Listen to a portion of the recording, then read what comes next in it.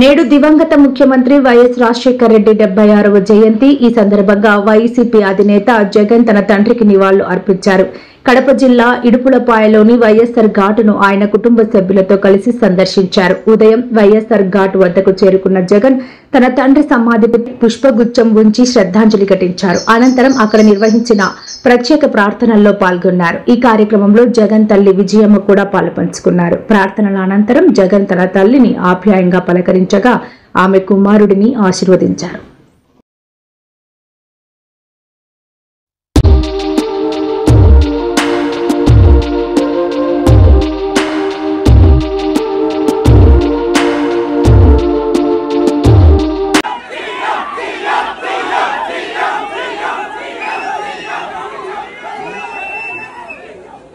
ఇటువంటి మరెన్నో వీడియోల కోసం మా ఛానల్ ని సబ్స్క్రైబ్ చేయండి.